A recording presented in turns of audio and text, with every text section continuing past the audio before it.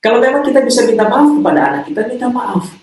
Maaf ya selama ini ayah ataupun bunda ketika komunikasi dengan kamu responnya nggak bagus.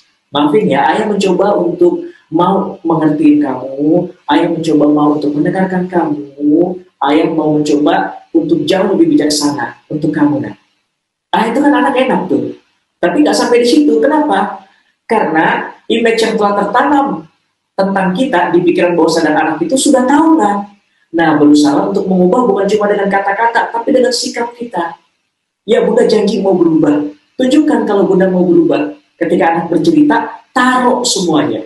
Kan handphone ditaruh, majalah ditaruh, fokus dengan anak kita. Ya, kenapa anak bunda?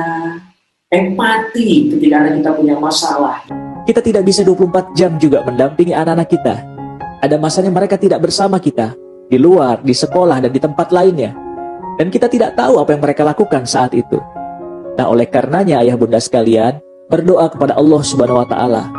Berdoa, sebut namanya satu persatu dalam setiap doa-doa kita. Minta penjagaan kepada Allah Subhanahu wa Ta'ala terhadap anak kita, minta kasih sayang Allah terhadap anak kita. Doa itu menguatkan. Doa itu senjata utama kita. Dan doa bisa menyempurnakan sisi-sisi kurang kita tadi. Ibnu Qayyim rahimahullah juga pernah mengatakan bahwasanya doa adalah sebab terkuat bagi seseorang untuk terhindar dari apa yang tidak dia sukai, dan sebab terkuat bagi seseorang untuk meraih apa yang dia impikan. Dan kita ketika ngelihat anak orang, wah ya Allah, tuh anak nurut banget ya, gitu. Tapi kita nggak tahu apa yang dilakukan oleh orang tuanya itu. Saya pernah dengar kisah seorang ibu yang anaknya begitu nurut luar biasa kepada ibunya. Dan ketika ditanya rahasianya cuma satu, saya selalu punya waktu untuk anak saya. Maksudnya apa? Jadi ketika anaknya kecil, ibunya lagi nyuci, entah lagi masak atau apapun beraktivitas, anaknya datang dan bertanya sesuatu, maka yang dilakukan oleh ibu tersebut adalah menaruh dulu aktivitasnya, memberhentikan aktivitasnya, dan dia fokus dengan anaknya. Dia layani anaknya sepenuh hati. Nah, maka kita udah melakukan itu. Jangan-jangan selama ini anak kita nanya, kita sambil dengan cara main handphone. Jangan-jangan anak kita nanya, nggak kita tanggapi dengan serius. Padahal dia punya masalah serius. Dia punya masalah yang dia ceritakan kepada kita. Kita sambil baca majalah, kita sambil handphonean. Kita mengajarkan atau memberikan nasihat kepada anak kita tentang kesabaran. Tapi kita sendiri gampang emosi. Lagi macet, kita tekan klakson sekencang-kencangnya, kita teriak-teriak. Gitu. Maka apa yang telah kita sampaikan hilang konsepnya di anak kita. Kenapa? Karena anak kita tidak melihat kita melakukan hal yang sama. Kita tidak melakukan hal yang kita katakan.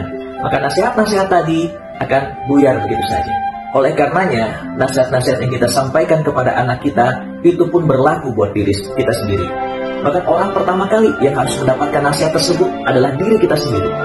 Jadi ketika kita mengajarkan kesabaran kepada anak kita, tunjukkan kita pun adalah orang tua yang sabar.